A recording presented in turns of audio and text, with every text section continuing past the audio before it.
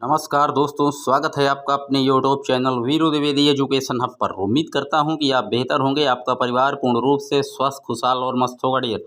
आज हम बात करेंगे बाल विकास के एक महत्वपूर्ण प्रैक्टिस सेट की, जो कि आगे आने वाला यूपी टेट लगा हुआ है, सी टेट है, इसके बाद सुपर टेट आप देंगे। तो बाल मनोविज्ञान का ये एक टॉप प्रैक्टिस सेट है, जिसमें मैंने आपको शिद्दत से इसमें 150-200 प्रश्न इस पीडीएफ में मैंने क्रिएट किए हैं। साथ ही उसका उत्तर भी नीचे लिखा हुआ है, तो आप बिल्कुल शिद्दत से इस पीडीएफ को एक बार नहीं, 2 बार 3 बार इस वीडियो को रिवाइज कीजिएगा। वीडियो थोड़ा लंबा बनेगा डियर, लेकिन आपको बहुत ही हेल्पफुल साबित होगा। तो आइए शुरू करते हैं। पहली बार लोग अगर देख रहे हैं तो चैनल को सब्सक्राइब करिएगा, वीडियो को लाइक और शेयर करना ना भूलिएगा डियर। तो आइए शुरू करते हैं। पहला प्रश्न कह रहा है, पियाजे के अनुसार निम्नलिखित में से कौन सी अवस्था जिसमें बच्चा अमूर्त संकल्पनाओं के विषय में तार्किक चिंतन आरंभ कर देता है? मूर्त में, औपचारिक में, संवेदीय में या पूर्व संक्रियात्मक? तो प्रश्न लिखा है अमूर्त चिंतन। तो जब अमूर्त चिंतन पूछेगा तो औपचारिक संक्रियात्मक अवस्था एकदम सही हो जाएगा, बी ऑप्शन एकदम सही है।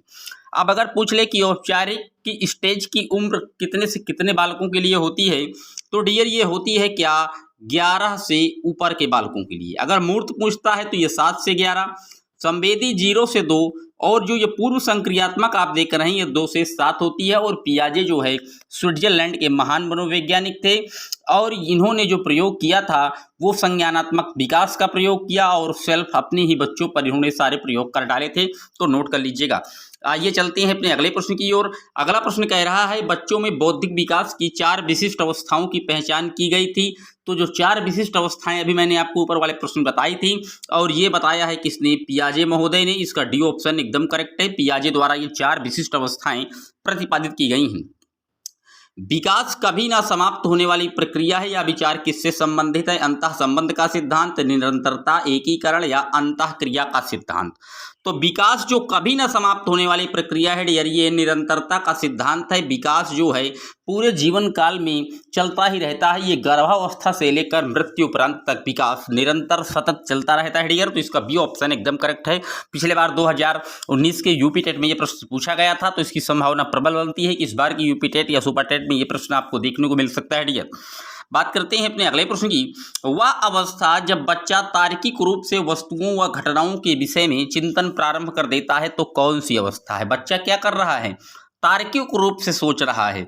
यहाँ पर मूर्त अमूर्त नहीं लिखा है, तो जब तार्किकता की बात आ जाए, बालक में सिर्फ तर्क के आधार पर सोचने लगे, तो वो मूर्त अवस्था होती है डियर। और मूर्त अवस्था का समय पीरियड 7 से 11 वर्ष होता है। नोट कर लीजिएगा, सी ऑप्शन। चलते हैं अपने अगले प्रश्न की ओर।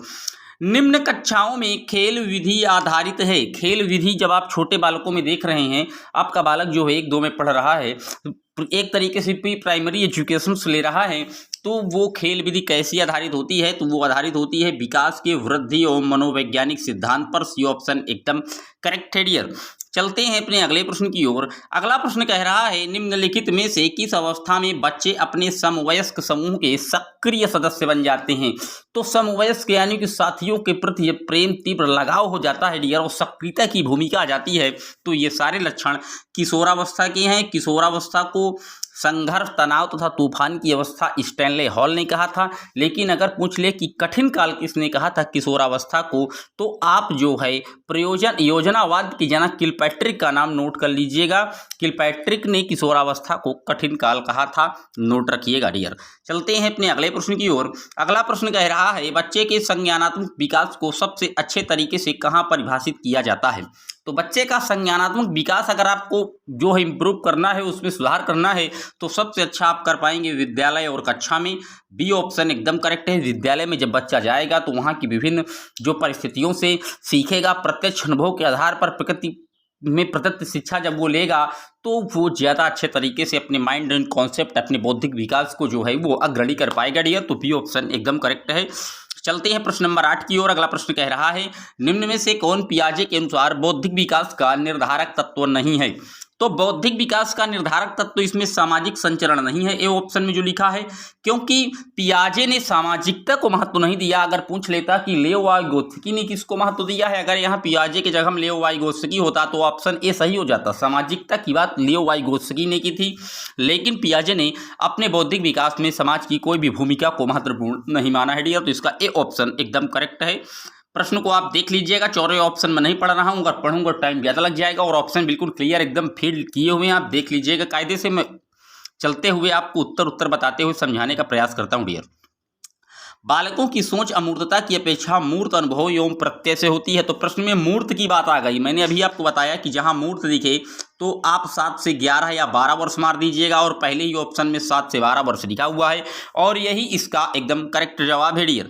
चलते हैं अपने अगले प्रश्न की ओर। संवेदी पेशी अवस्था होती है, तो संवेदी जो पेशी अवस्था है डियर वो 0 से 2 वर्ष तक का होता है। ये सभी प्रश्न आप अभी जी पियाजे से पढ़ रहे हैं। इसके बाद देखते जाइए एक एक टॉपिक से कैसे प्रश्न बन सकते हैं, ये इस वीडियो में शिद्दत से बिल्कुल सिखाया जा रहा है। चलते हैं अपने अगले प्रश्न की ओर। अगला प्रश्न कह रहा है, एक 13 वर्षीय बालक बात बात में अपने बड़ों से झगड़ा करता है और हमेशा स्वयं को सही साबित करने की कोशिश करता है, कौन सी अवस्था में है? तो प्रश्न में पहले ही बता दिया है कि 13 वर्ष का बालक है। तो आप जानते ही हैं कि 12 के ऊपर जब भी गया तो किशोरावस्था की बात आ रही है डियर। तो प्रश्न में तो पहले ही दे दिया 13 वर्ष, तो देखते ही आपको उत्तर टिक करना है किशोरावस्था, ए ऑप्शन। चलते हैं अपने अगले प्रश्न की ओर। अगला प्रश्न कह रहा है, निम्न में से क्या बच्चों की सृजनात्मकता के विकास में सहायक नहीं है? खेल, भाषण, कहानी लेखन या निर्माण संबंधी क्रियाएं। तो सृजनात्मकता के लिए खेल भी जरूरी है, भाषण भी जरूरी, कहानी लेखन भी जरूरी है, लेकिन निर्माण संबंधी कोई भी कार्य क्रिएटिविटी थिंकिंग एबिलिटी को प्रोड्यूस नहीं करते हैं डियर। तो इसका डी ऑप्शन एकदम करेक्ट है। बात करते हैं अपने अगले प्रश्न की। खिलौनों की आयु कहा जाता है क्या पूर्व बाल्यावस्था को, उत्तर बाल्यावस्था को, शैशवावस्था को, या उपयुक्त सभी? तो याद रखिएगा डियर, खिलौनों की जब भी आयु पूछे तो आप पूर्व बाल्यावस्था को मारिएगा, कहीं भी इसमें उपरोक्त सभी ना मार दीजिएगा, नहीं प्रश्न आपका गलत हो जाए डियर। ये प्रश्न पूछे जाते हैं खिलौनों की आयु किसे कहा जाता है, तो पूर्व बाल्यावस्था को ही कहा जाता है। बात करते हैं अपने अगले प्रश्न की। निम्न में से कौन सी पूर्व बाल्यावस्था की विशेषता नहीं है? दल या समूह में रहने की अवस्था, अनुकरण करने की अवस्था, प्रश्न करने की अवस्था या खेलने की अवस्था। तो पूर्व बाल्यावस्था की दल में भी रहता है बालक, अनुकरण भी करता है, प्रश्न भी करने लग जाता है, लेकिन खेलने की अवस्था नहीं मानी गई है, क्योंकि खेलने की अवस्था भी मैं आपको बता चुका हूं। क्या कौन सी अवस्था खेलने की मानी गई? तो आप देख लीजिए, पूर्व बाल्यकाल को ही खेलने की या खिलौने की आयु माना गया है डियर। चलते हैं अपने अगले प्रश्न की ओर। अगला प्रश्न कह रहा है, उत्तर बाल्यावस्था में बालक भौतिक वस्तुओं के किस आवश्यक तत्व में परिवर्तन समझने लगता है? द्रव्यमान, द्रव्यमान और संख्या, संख्या, द्रव्यमान, संख्या और क्षेत्र में। तो द्रव्यमान, संख्या और क्षेत्र, इन तीनों में ही क्या बालक जो है परिवर्तन को समझने लग जाता है। तो इसका डी ऑप्शन एकदम करेक्ट है डियर। बात करते हैं अपने अगले प्रश्न की। व्यक्तित्व स्थायी समायोजन है पर्यावरण के साथ, जीवन के साथ, प्रकृति के साथ, या ये सभी? तो व्यक्तित्व में जब स्थायी समायोजन होता है तो इन सभी के साथ वो करने लग जाता है। इसका डी ऑप्शन एकदम करेक्ट है। व्यक्तित्व की बात आई है तो बता दें, व्यक्तित्व जो है पर्सनालिटी भाषा का शब्द है, और पर्सनालिटी परसोना शब्द से बना है। ये एक यूनानी शब्द है, और इस परसोना का अर्थ होता है क्या? मुखौटा होता है। तो आप इतनी चीजें नोट कर लीजिएगा। अगर पूछ ले कार्ल जुंग ने व्यक्तित्व के कितने प्रकरण बताए हैं, तो 3 बताए हैं। एक बहिर्मुखी, अंतर्मुखी, अंतर्मुखी, बहिर्मुखी और उभयमुखी। अंतर में जब स्वयं अपने आप में ही सीमित रहे, बहिर् में जो सामाजिक क्रियाओं में ओतप्रोत हो, और उभयमुखी जिसमें दोनों के लक्षण पाए जाते हैं। तो ये 3 व्यक्तित्व के प्रकार कार्ल जुंग ने डिवाइड किए हैं। तो डियर नोट रखिएगा शिद्दत से दोस्त, बिल्कुल वीडियो को अंत तक देखिएगा। दूसरे वर्ष के अंत तक शिशु का शब्द भंडार हो जाता है 100 शब्द, 60, 50 या 10। तो 100 शब्द तक दूसरे वर्ष में बालक क्या सीख ले जाता है? वो 100 शब्द तक बोलने लग जाता है डियर। शर्म तथा गर्व जैसी भावना का विकास किस अवस्था में होता है? तो ये बाल्यावस्था में हो जाता है। शर्म तथा गर्व जैसी भावना का विकास मैकडूगल के अनुसार मूल प्रवृत्ति जिज्ञासा का संबंध कौन से संवेग से है? तो आश्चर्य से जो है वो जिज्ञासा का संबंध है। विलियम मैकडूगल ने सबसे पहले व्यवहार शब्द की बात की थी, और विलियम मैकडूगल ने 14 प्रकार की मूल प्रवृत्तियों की बात भी की थी, और जिन्होंने व्यवहार शब्द की बात की थी तो वो उनकी एक बुक थी द आउटलाइन ऑफ साइकोलॉजी। उसी बुक में इन्होंने इसका वर्णन किया है। इनकी बुक भी पूछी जाती है, तो आउटलाइन ऑफ साइकोलॉजी नोट कर लीजिएगा डियर। चलते हैं अपने अगले प्रश्न की ओर। अगला प्रश्न नंबर 20 है, शैशवावस्था की मुख्य विशेषताएं नहीं है? सीखने की प्रक्रिया में तीव्रता, जिज्ञासा की प्रवृत्ति, चिंतन प्रक्रिया या अनुकरण द्वारा सीखने की प्रक्रिया। तो शैशवावस्था की जो मुख्य विशेषता नहीं है चिंतन प्रक्रिया, क्योंकि बालक इसमें चिंतन नहीं करने लग जाता डियर। वो शैशवावस्था में है, आप जान ही रहे, शैशवावस्था में नन्हा बालक होता है, नन्हे वैज्ञानिक होता है, और उसमें थिंकिंग की जो प्रोसेस है, जो चिंतन है, वो अभी विकसित नहीं हो पाता है। इसका सी ऑप्शन एकदम करेक्ट है डियर। बात करते हैं अपने अगले प्रश्न की। जब एक विद्यार्थी असफल होता है तो समझा जाता है, जब विद्यार्थी एक असफल हो रहा है तो ये व्यक्तिगत असफलता कहलाता है। लेकिन अगर यहाँ प्रश्न में एक हटा दिया जाए, जब विद्यार्थी असफल होता है तो समझा जाता है क्या? क्या ये पद्धति असफल है, शिक्षण का तरीका आपके असफल है। एक न लिखा होता तो प्रश्न बदल जाता। शिद्दत से नोट करिएगा, बहुत बारीक अंतर है प्रश्न में, प्रश्न पलट सकता है। ऐसे ही उत्तर देखिए कैसे दोनों में चेंज हो रहा है डियर। चलते हैं अपने अगले प्रश्न की ओर। किसी विद्यार्थी का सबसे महत्वपूर्ण विशेषता है, तो किसी भी विद्यार्थी की महत्वपूर्ण विशेषता आज्ञाकारिता मानी गई है डियर। डी ऑप्शन एकदम करेक्ट है। मानवीय मूल्यों जो प्रकृति में सार्वत्रिक हैं के विकास का अर्थ क्या है, तो विकास के जो उनका अर्थ है वो अभिव्यक्ति होता है डियर। डी ऑप्शन एकदम करेक्ट है। निम्न में से किस स्तर के बच्चे अपने समकक्षी वर्ग के सक्रिय सदस्य बन जाते हैं, तो समकक्षी वर्ग के जो सक्रिय सदस्य हैं मैं आपको बता चुका हूं, सक्रियता वो केवल किशोरावस्था एडोलसेंस में ही आती है। ए ऑप्शन एकदम करेक्ट है। विकास कहां से शुरू होता है, तो विकास प्रसव पूर्ण अवस्था यानी कि गर्भावस्था से शुरू हो जाता है और प्रश्न में प्रसव पूर्ण लिखा है, यही एकदम करेक्ट है। विकास जो है निरंतर चलने वाली प्रक्रिया है, ये प्रसव गर्भावस्था से लेकर के मृत्यु उपरांत तक ये विकास निरंतर चलता रहता है डियर। बी ऑप्शन एकदम करेक्ट है। बहुबुद्धि सिद्धांत के अनुसार सभी प्रकार के पशुओं, खनिजों, पेड़ पौधों को पहचानने और वर्गीकृत की योग्यता डैश क्या कहलाती है, तो ये एक संज्ञानात्मक गतिविधि है। बिना दिमाग के क्या आप वर्गीकृत कर पाएंगे, क्या माइंड कैप्सूल बिल्कुल जरूरी है डियर। और बहुबुद्धि का सिद्धांत किसने दिया था, तो बहुबुद्धि की अगर बात की जाए तो हार्वर्ड गार्टनर ने दिया था डियर, नोट कर लीजिएगा। इन्होंने 8 प्रकार की बुद्धि के बारे में चिंतन किया था डियर। A option. बात करते हैं अपने अगले प्रश्न की। पियाजे के अधिगम के संज्ञानात्मक सिद्धांत के अनुसार वह प्रक्रिया जिसके द्वारा संज्ञानात्मक संरचना को संशोधित किया जाता है क्या कहलाती है, तो जहां पर संशोधन की बात आए तो वो क्या हो रहा है, समावेशन हो रहा है डियर। समावेशन किया जा रहा है क्योंकि क्या संशोधित कर रहे हैं हम। लेकिन अगर इसमें जोड़ने का प्रोसेस पूछ लिया जाता है कि संशोधन नहीं करना है केवल जोड़ लेना है, तो वो समायोजन कहलाता है। दोनों में अंतर रखिएगा, नोट कर लीजिएगा। एक्मेंडेशन एंड एसिमिलेशन ये प्रश्न पूछा जाता है डियर, तो सी ऑप्शन एकदम करेक्ट है। बात करते हैं अगले प्रश्न की। कोहल वर्ग के अनुसार सही और गलत प्रश्नों के बारे में निर्णय लेने में शामिल चिंतन प्रक्रिया को क्या कहा जाता है, तो ये नैतिक तर्कणा है। जब बालक जो है सही और गलत का फैसला लेने में जो है दुविधा में आ जाता है। आपने एक सुना होगा हिंज नामक स्टोरी, जिसमें उसकी माँ जो है बीमार होती है और बच्चे के पास उतने पैसे नहीं होते कि वो पे करके उस दवाई को ले ले, तो वहाँ बालक क्या करे, अपनी माँ को या तो अपनी माँ की मृत्यु हो जाने दे या फिर वो दवा को चोरी करे। तो जब इसके बारे में निर्णय नहीं ले पाता तो ये क्या, ये नैतिक तर्कणा कहलाती है डियर, नोट कर लीजिएगा। ये जब निर्णय गलत प्रश्नों के बारे में निर्णय लेने में शामिल चिंतन, ये जानता तो है कि सही और गलत क्या है, तो ये नैतिक तर्कणा है। जहाँ निर्णय ना ले पाए वो नैतिक दुविधा कहलाती है डियर, तो नोट करिएगा बी ऑप्शन। एक व्यक्ति अपने समकक्ष व्यक्तियों के समूह के प्रति आक्रामक व्यवहार करता है और विद्यालय के मानदंडों को नहीं मानता। इस विद्यार्थी में डैश की आवश्यकता है, तो विद्यालय में वो आक्रामक व्यवहार कर रहा है और विद्यालय का जो नियम कानून है, रूल एंड रेगुलेशन है, उसको वो फॉलो नहीं कर रहा है, तो विद्यार्थी कहीं ना कहीं क्या भावात्मक क्षेत्र से ग्रसित है। भावात्मक तनाव है उसको भावात्मक क्षेत्र में जब आप उस चीज को समझाएंगे तो वो फिट हो जाएगा और जो वहाँ गलतियां कर रहा है वो सही करने लग जाएगा। ये ऑप्शन एकदम करेक्ट है। बात करते हैं अपने 30वें प्रश्न की। आज के प्रश्न का 30वां नंबर चल रहा है। शिक्षक को यह सलाह दी जाती है कि वो अपने शिक्षार्थियों को सामूहिक गतिविधि में शामिल करें क्योंकि सीखने को सुगम बनाने के अतिरिक्त ये डैश में भी सहायक होती है।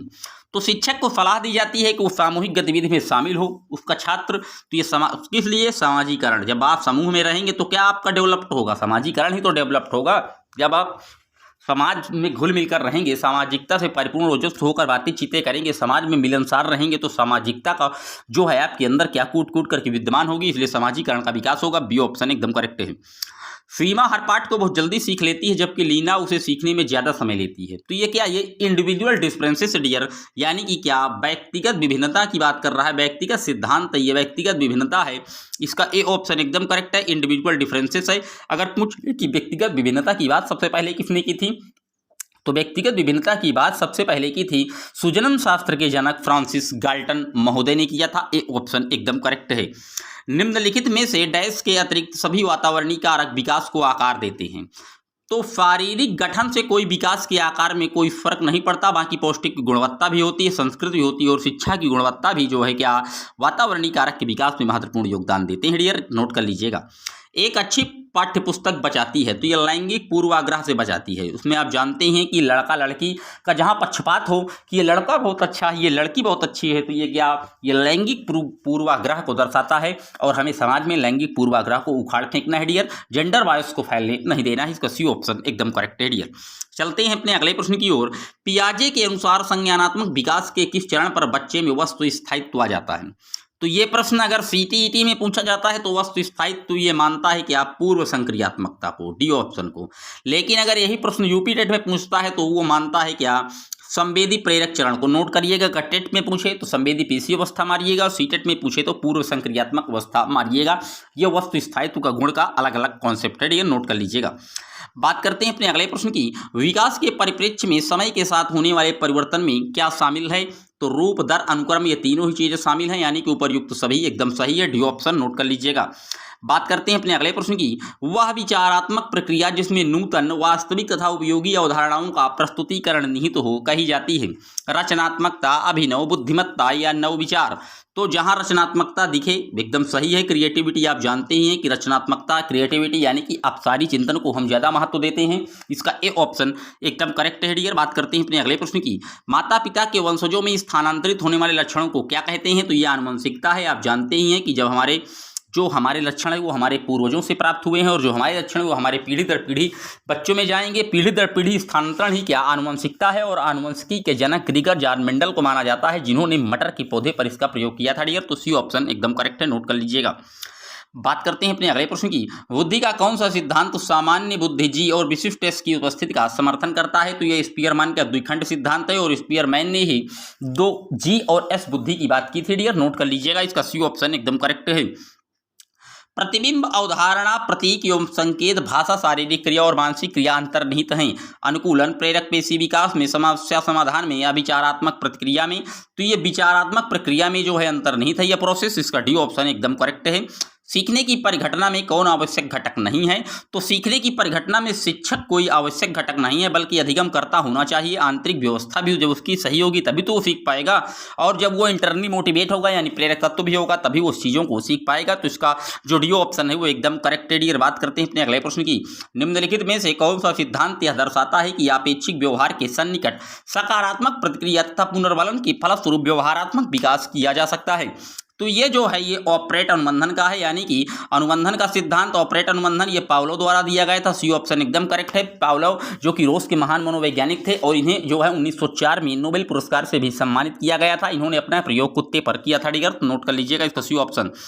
बात करते हैं अपने अगले प्रश्न की। वह प्रक्रिया जिसके द्वारा माता पिता यह अनुमान लगाते हैं कि उनके बच्चे में सभी सकारात्मक गुण हैं क्योंकि एक गुण सकारात्मक है, क्या कहलाता है? परिवेश का प्रभाव, हार्मोन का प्रयोग प्रभाव का, या प्रतिलोम परिवेश का नियम?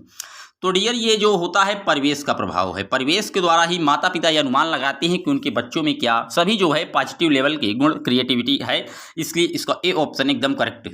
बात करते हैं अपने अगले प्रश्न की। रमेश और अंकित की समान बुद्धिलब्धि 120 है। रमेश अंकित से 2 वर्ष छोटा है। यदि अंकित की आयु 12 वर्ष है तो रमेश की मानसिक आयु क्या होगी? तो 120 है डियर।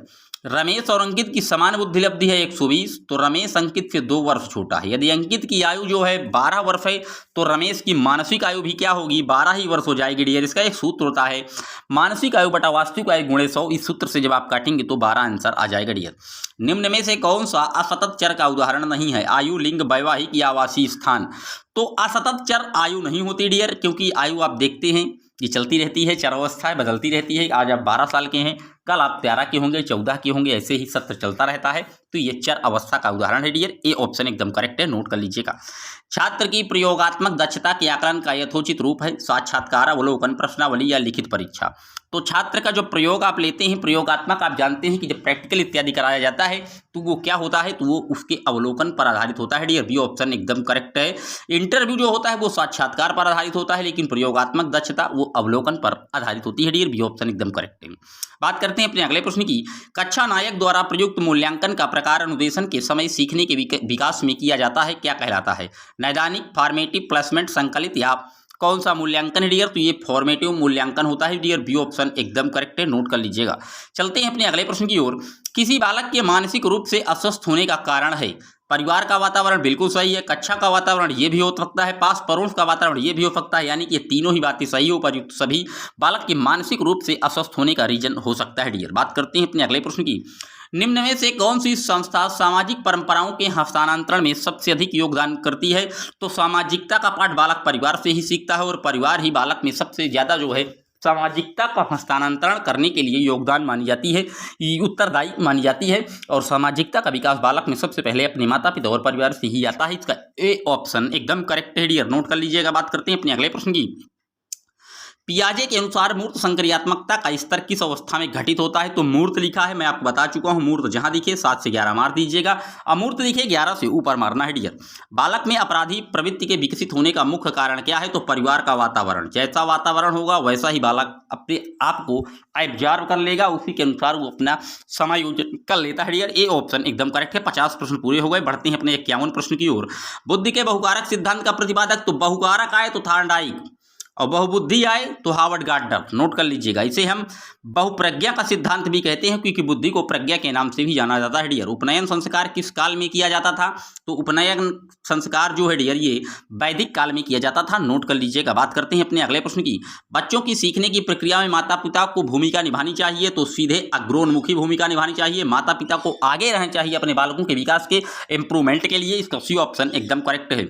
मानव विकास किन दोनों के योगदान का परिणाम है? तो मानव विकास जो है डियर ये वंशानुक्रम और वातावरण के अन्योन क्रिया का परिणाम है, यानी कि नेचर एंड नर्चर का ज्वाइंट जो है सीक्रिएशन से ही जो है मानव विकास का योगदान होता है डियर। इसका सी ऑप्शन एकदम करेक्ट है। बात करते हैं अपने अगले प्रश्न की। प्राथमिक विद्यालय के बालकों के लिए निम्न में से किसे बेहतर मानते हैं? तो स्वयं के द्वारा किया गया अनुभव जो है यह प्राथमिक विद्यालयों के लिए बेस्ट माना गया है। इसका जो सी ऑप्शन है डियर वो एकदम करेक्ट है, सी। बात करते हैं अपने अगले प्रश्न की।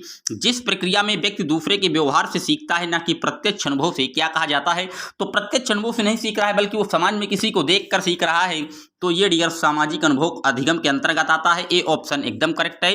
बात आई है सामाजिक अधिगम की, तो बता दें सामाजिक सांस्कृतिक अधिगम का सिद्धांत तो लेओ वाइगोत्स्की ने दिया था, लेकिन सामाजिक अधिगम का सिद्धांत अल्बर्ट बंडूरा ने दिया था, जो कि कनाडा के महान मनोवैज्ञानिक थे डियर, नोट कर लीजिएगा। A option.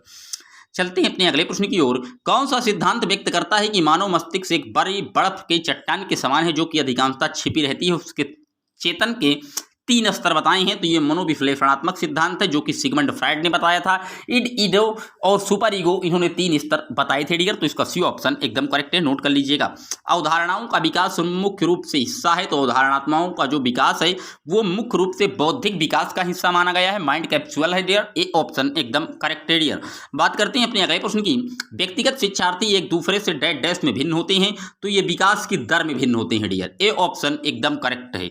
बात करते हैं आज के अगले और अंतिम प्रश्न की। हमारा 60वां प्रश्न है। इसके आगे के प्रश्नों को हम कल कराएंगे, क्योंकि ये वीडियो पीडीएफ में लगभग 1000 प्रश्न हैं, जो कि सीटेट, यूपीटेट और सुपर टेट के लिए है। मैं आपको 60 प्रश्न कराता चलूंगा डेली, 4 से 10 दिन में पूरी सीरीज को खत्म कर दूंगा बाल मनोविज्ञान की। और आप कोई भी एग्जाम देने जा रहे हैं, बाल विकास के यही प्रश्न आएंगे, शिद्दत से इन प्रश्नों को रिपीट जरूर कर लीजिएगा डियर।